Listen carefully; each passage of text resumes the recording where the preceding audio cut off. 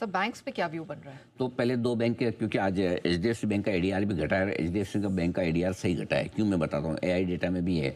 लगातार चौथे दिन एचडीएफसी बैंक कमजोर है, लोअर हाई लोअर लो बनाया है इसने। 7 दिनों का लोअर लेवल कल इसने छुआ है, दिग्गजों में सबसे ज़्यादा कमज़ोर है। और हमने जब एआई रिसर्च डेटा दिए थे 910-15 के लेवल से, एक बार उसने 8-9% का मुंह ऊपर का दिखा भी दिया। अब वापस वो नीचे आ रहा है। अब RSI ही वापस से इसके 30 के नीचे आएगा, तब हम देखेंगे और बताएंगे। वापस से अगर कहीं खरीदारी का मौका मिलेगा तब हम बताएंगे, लेकिन फिलहाल तो नहीं है। तो सबसे कमज़ोर दिग्गज शेयरों में अगर कोई एक स्टॉक है वो एचडीएफसी बैंक है। आईसीआईसीआई बैंक 200 डीए में 1405 के पास बंद हुआ है। कल 1406 का हाई बनाया था इसने, वहीं पर बंद हुआ है। हायर हाई हायर लो बनाया। अभी तक आईसीआईसीआई बैंक ने फॉर चेंज कमजोरी का संकेत नहीं दिया। आज इसके लिए लिटमस टेस्ट है कि एचडीएफसी के एडीआर को देखकर ये करके ये घटता है, क्योंकि बैंक निफ्टी को एचडीएफसी बैंक बढ़ने नहीं दे रहा, लेकिन आईसीआईसीआई बैंक ने पूरा संभाल के रखा है, एसबीआई ने पूरा संभाल के रखा है। तो दो जगह टक्कर चल रही है बहुत ही जबरदस्त बैंक निफ्टी में, अंदर अंदर। हाँ, फैमिली में वो सब कुछ ठीक नहीं चल रहा बैंक निफ्टी की, है ना। दो भाई है ना, आप एक साथ है, एक बिल्कुल अलग है। हाँ, अब देखते कौन भारी पड़ता है।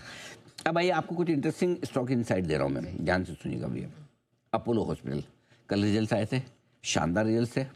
स्टॉक 4% दौड़ा था। आज कुछ बड़े अपग्रेड्स भी आए शायद मेरे ख्याल से मॉर्गन वगैरह की तरफ से, लेकिन अब हम खरीदने की राय नहीं देंगे। हम ऊपर में अगर आज और बढ़ेगा तो प्रॉफिट बुक करने की राय देंगे। एग्जीक्यूशन बहुत बढ़िया है, स्ट्रॉन्ग है, कोई डाउट नहीं। नंबर्स में आप ढूंढने जाएंगे गलती नहीं निकाल पाएंगे। परफॉर्मेंस मजबूत है, मजबूत रहेगी, लेकिन काफ़ी हद तक प्राइस नहीं है, प्राइस में आ चुकी है। तो हम खरीदने के लिए एक गिरावट का इंतजार करेंगे। कौन कॉल आई है, कौन कॉल भी खराब नहीं, लेकिन एक्साइटिंग ऐसा भी नहीं कि आप कूद कूद के खरीदें।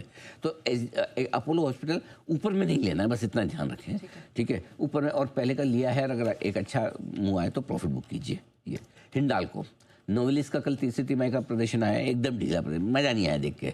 ये तो अगर मेटल की तेज़ी नहीं चल रही होती तो ये क्लियर कट शॉर्ट था। अभी भी इसके लिए थोड़ा और दूसरा ये कि आज रिजल्ट भी है, तो इसलिए थोड़ा सा इस पर एक्शन लेना मुश्किल हो जाता है। तो मेरा ये मानना है कि आज रिजल्ट देखने के बाद कीजिए। पहले नोवेलिस के नतीजों का बता दूं, पहले तो तीसरी तिमाही का प्रदर्शन ढीला है।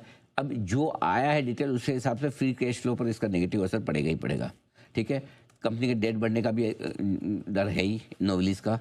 वैसे तो मेटल और एल्यूमिनियम सेक्टर बहुत मजबूत है, लेकिन नोवेलिस के नतीजों से शेयर की चाल थोड़ी ढीली पड़ सकती है। तो हम क्या करेंगे, आज इंतज़ार करते हैं। हिंडाल्को के रिजल्ट भी हैं, कल इस पर फ्रेश व्यू लेंगे, लेकिन आज रिजल्ट से पहले बहुत एग्रेसिवली खरीदारी करने का चांस ना रखें, कल देखेंगे अपन। तीसरी है, रुको, हाँ, अशोक लेलैंड।